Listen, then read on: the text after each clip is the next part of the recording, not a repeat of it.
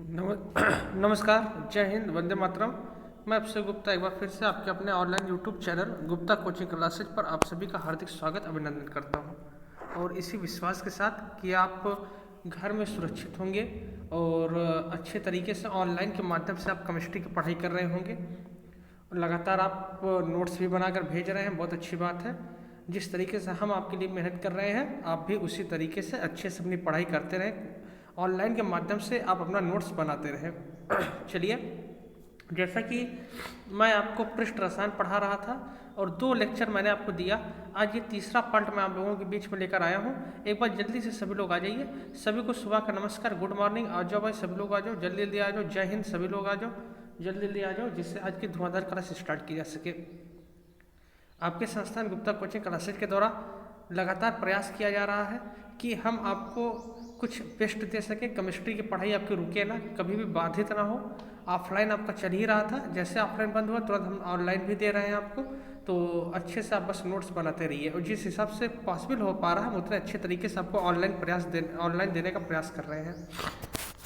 और जो थोड़ा सा देखिए, आज स्वास्थ्य हमारा ठीक नहीं है तो आवाज़ में थोड़ा सा भारीपन लगेगा, लेकिन आप थोड़ा सा मैनेज करने का प्रयास कीजिएगा। आ जाइए भाई। देखिए, मैं आपके लिए थंबनेल लगा दिया हूँ।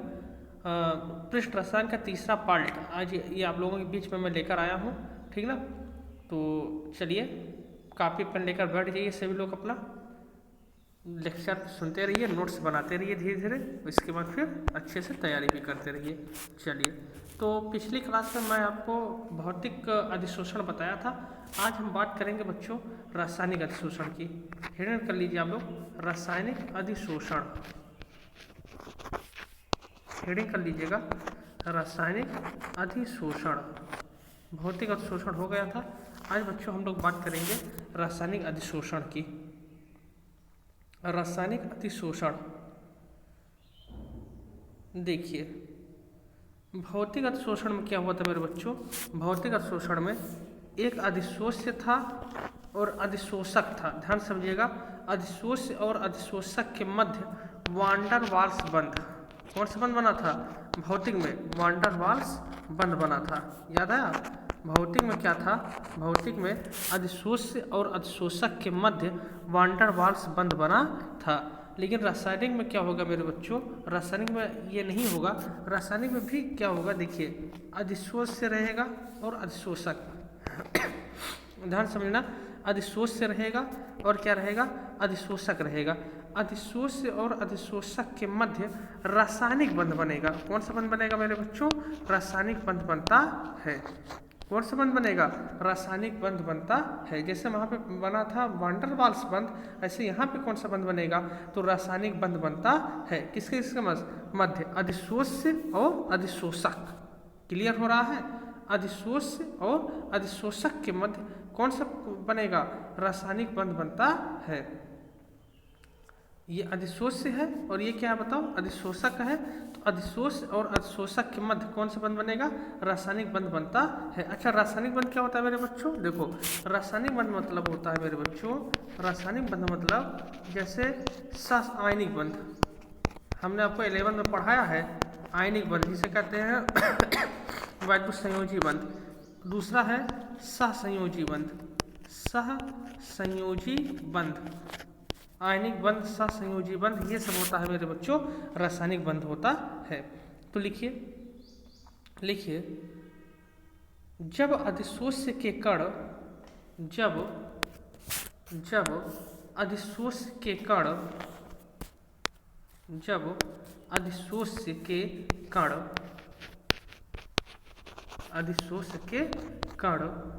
अधिशोषक की सतह पर अधिशोषक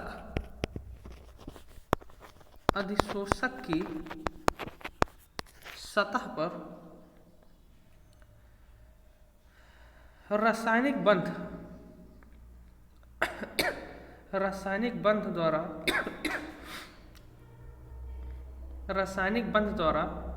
बंधते हैं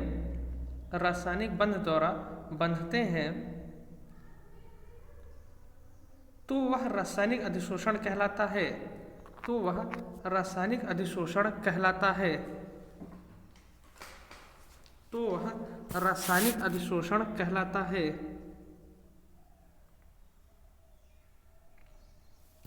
फिर लिखेंगे, नई लाइन से लिखिए रासायनिक आबंध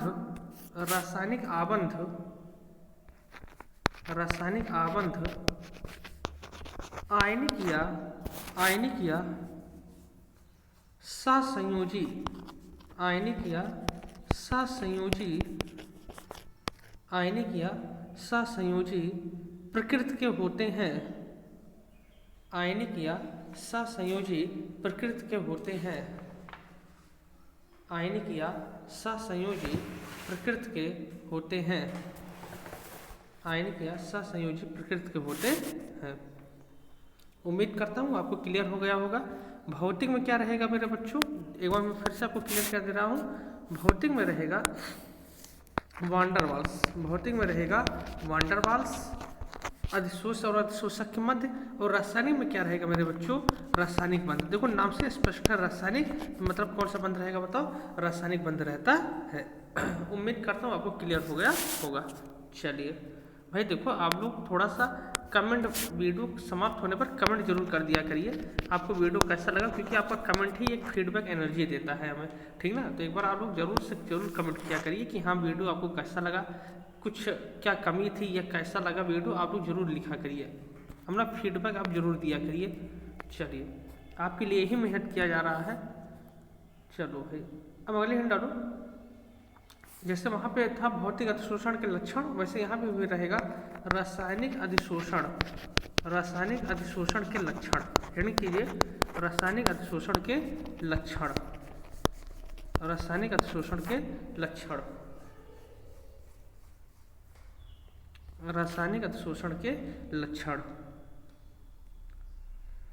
चलो भाई याद कीजिए, मैंने भौतिक अधिशोषण में आपको बताया था कि जो भौतिक अधिशोषण होता है मेरे बच्चों वो उत्क्रमणीय होता है। याद कीजिए मैंने बताया था भौतिक अधिशोषण जो होता है वो उत्क्रमणीय होता है, इस तरीके से मैंने बताया था, यानी ये आगे और पीछे दोनों चलते हैं। लेकिन ये रासायनिक है तो ये उत्क्रमणीय ना होकर ये क्या होगा मेरे बच्चों, ये होगा अनुत्क्रमणीय। क्या होगा, अनुत्क्रमणीय होगा।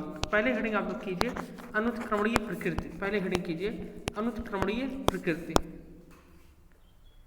अनुत्क्रमणीय प्रकृति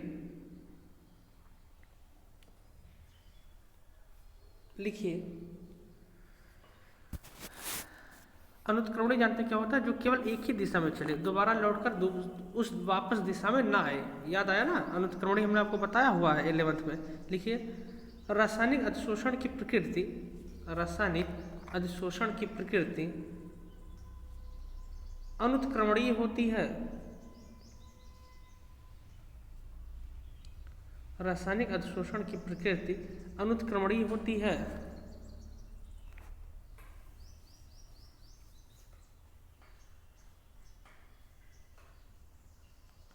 रासायनिक अधिशोषण की प्रकृति अनुत्क्रमणीय होती है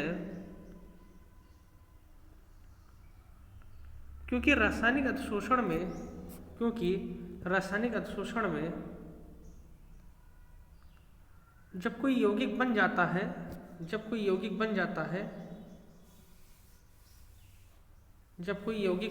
है तो वह पुनः अपनी मूल अवस्था में, रासायनिक अधिशोषण में जब कोई यौगिक बन जाता है तो वह पुनः अपनी मूल अवस्था में वापस नहीं आता है। चलिए भाई पहला हो गया ये। अच्छा अब मेरे बच्चों भौतिक में मैंने आपको बताया था कि जो भौतिक होता है वो अविशिष्ट प्रकृति होता है। ध्यान दीजिएगा, भौतिक मैंने आपको देखो अभी कल ही आप लिखे थे, भौतिक क्या होता है, अविशिष्ट प्रकृति। अविशिष्ट प्रकृति मतलब ये होता है कि कोई चाहे जो आए चाहे जो आकर चिपक जाए, ठीक ना। ये नहीं कि कोई वीआईपी आदमी ही आए, ये मैंने आपको बताया था। इसमें क्या होगा बच्चों, इसमें उल्टा होगा, इसमें विशिष्ट प्रकृति रहेगा। कौन सी प्रकृति, आप लोग लिखिएगा, हेडिंग कीजिए विशिष्ट प्रकृति। आप लोग हेडिंग कीजिएगा मेरे बच्चों, क्या हेडिंग करोगे, विशिष्ट प्रकृति।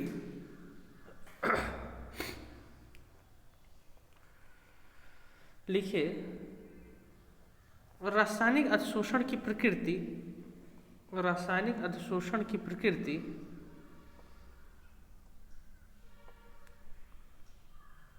विशिष्ट होती है, विशिष्ट होती है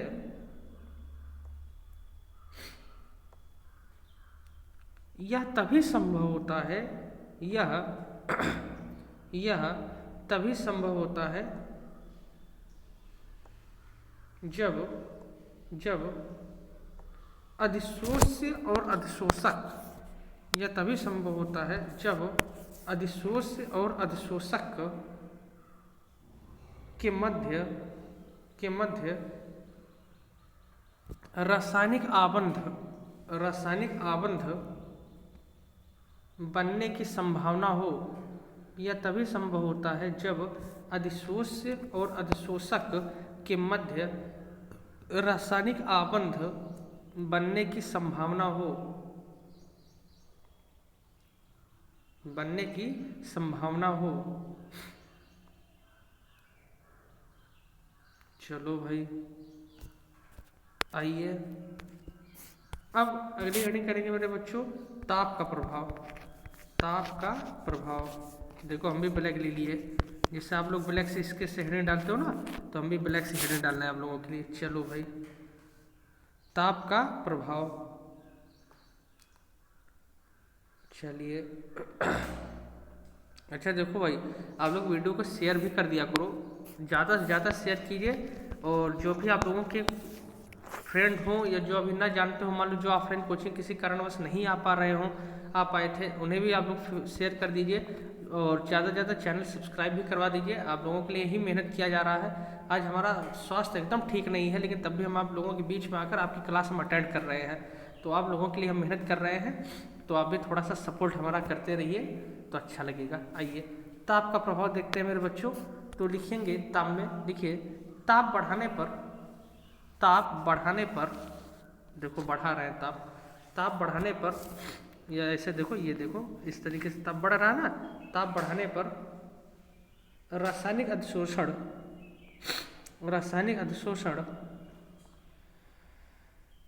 में वृद्धि होती है। ताप बढ़ाने पर रासायनिक अधिशोषण में वृद्धि होती है। ताप बढ़ाने पर रासायनिक अधिशोषण में वृद्धि होती है। चलो भाई क्लियर हो गया? कहीं कोई दिक्कत बताएं, अगर कहीं कोई दिक्कत हो तो बताइए।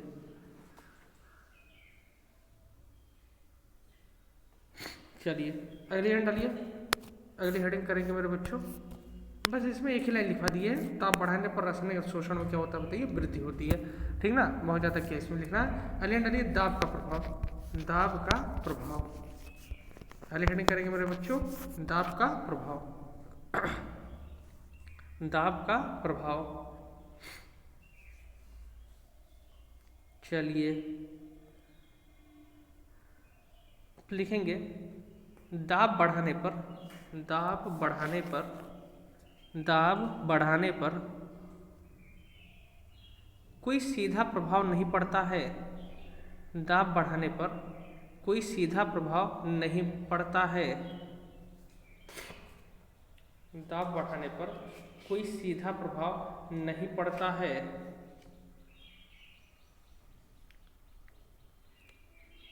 दाब बढ़ाने पर कोई सीधा प्रभाव नहीं पड़ता है।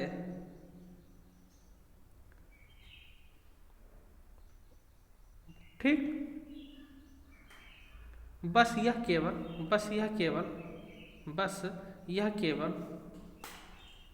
रासायनिक अधिशोषण में सहायक होता है।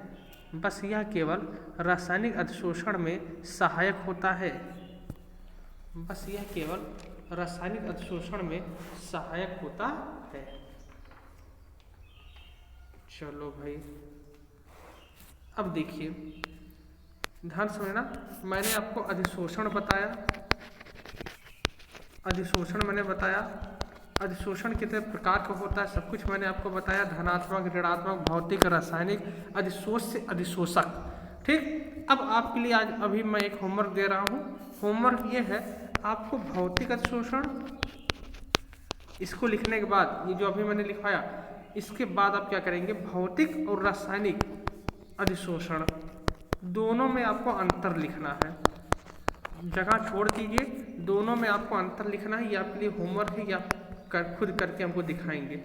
भौतिक अधिशोषण और रासायनिक अधिशोषण में अंतर, ये हेडिंग कर लीजिएगा, ये आपको खुद लिखना है। जितना भी मैंने आपको लिखवाया है भौतिक और रासायनिक में, अब उसी में से आप अंतर छाट छाट कर लिखिएगा, ठीक। और अगली हेडिंग कर लीजिए आप लोग। अगली हेडिंग करेंगे अवशोषण। अवशोषण, ये अगली हेडिंग है, अवशोषण। इंग्लिश में कहते हैं एब्जॉर्प्शन। एब्जॉर्प्शन, चलिए अवशोषण, ये भी इंपॉर्टेंट कर लीजिए आप लोग। अवशोषण, जो होमवर्क दिया गया है वो ध्यान रखे रहिएगा। भौतिक और रासायनिक अधिशोषण में अंतर, ये आपको खुद से लिखना है। खुद से दोनों तरफ डिवाइडेशन कर दीजिएगा, एक तरफ भौतिक एक तरफ रासायनिक, और अंतर लिख दीजिएगा जो अभी मैंने लिखवाया है। इतना तो कर ही सकते हो यार, अब सब गुरु जैसे ही करवाओगे क्या, अब इतना आप कम करिएगा। हमने आपको डिफिनेशन बता दिया है, सब कुछ बता दिया, अंतर आप लिखिएगा। चलिए देखो भाई, अब ध्यान से समझो अच्छे से। देखो अधिशोषण की अगर मैं बात करूं, अधिशोषण पहला वाला अधिशोषण, तो इसमें क्या होता था मेरे बच्चों, इसमें जो कण आकर रहते थे वो चिपक जाते थे। इसमें कण क्या करते थे, आकर यहाँ पे क्या करते थे, चिपकते थे, नहीं चिपकते थे।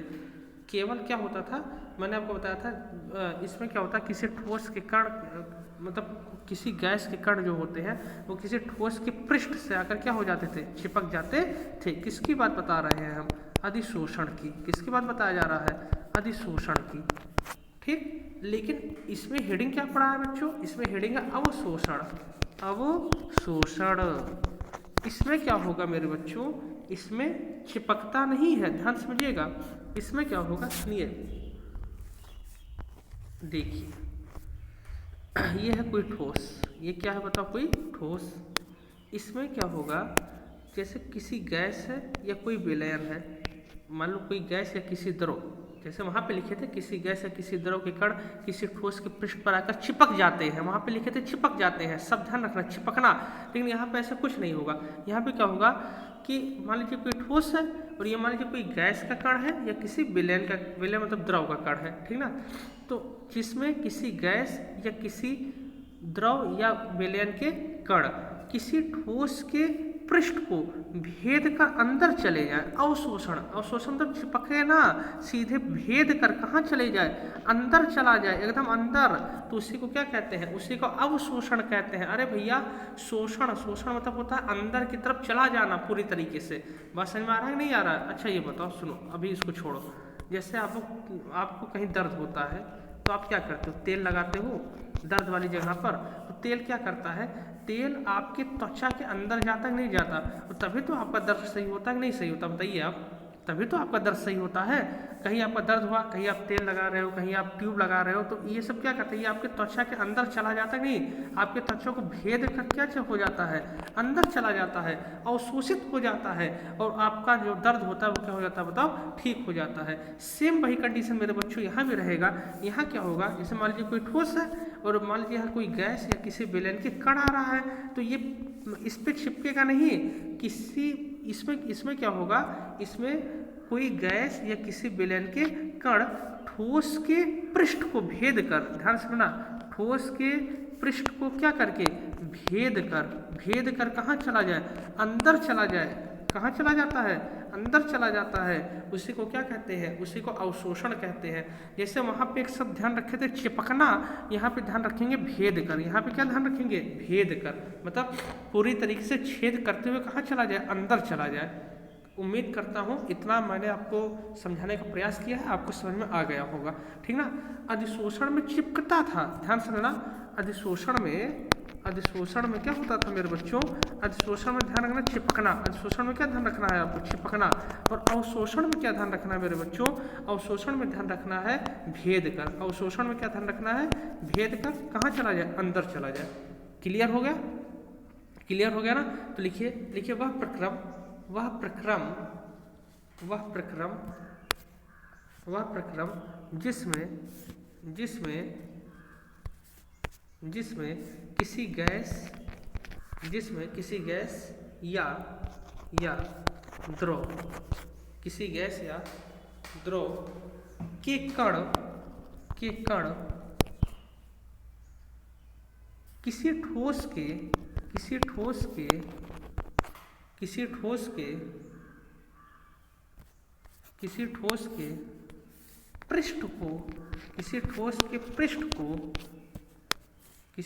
के पृष्ठ को भेद कर, इसको एकदम अंडरलाइन कर लेना, किसी ठोस के पृष्ठ को भेद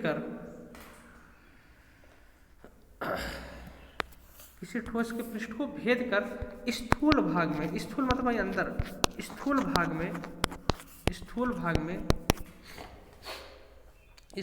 में प्रवेश कर जाता है,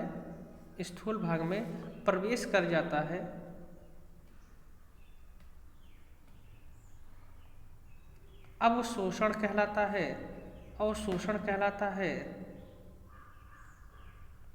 अवशोषण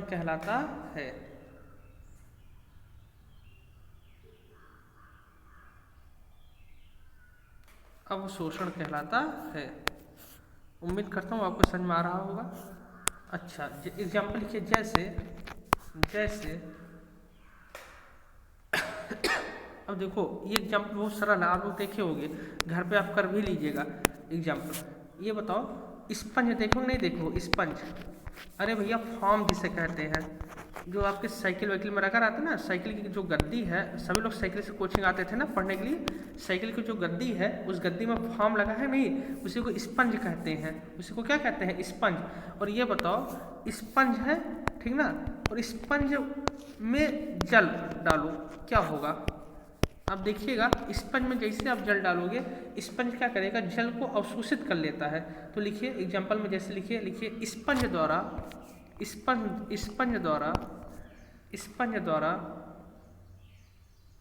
जल का अवशोषण, स्पंज द्वारा जल का अवशोषण, स्पंज द्वारा जल का अवशोषण।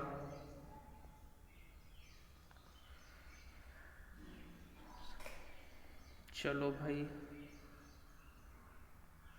उम्मीद करता हूँ आपको क्लियर हो गया होगा सब कुछ, कहीं आपको दिक्कत नहीं हो रही होगी।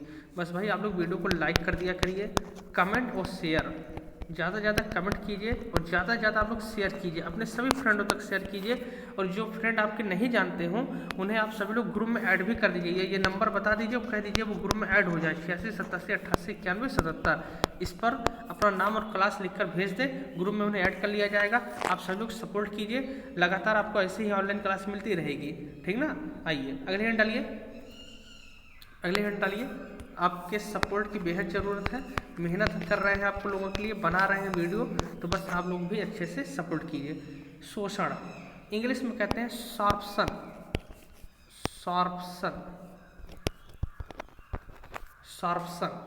शोषण। और हमें पता है आप लोग बेहद सपोर्ट करेंगे, आप लोगों का ही सपोर्ट है जो इस तरीके से सब कुछ चल रहा है। तो बस आप लोगों का ही प्यार स्नेह बना रहे, प्रेम बना रहे, और ऐसे ही आपको ऑनलाइन क्लास मिलती रहेगी जब तक कोचिंग नहीं खुलता है आपकी ऑफलाइन। आप परेशान ना हो, पढ़ाई आपकी नहीं रुकेगी।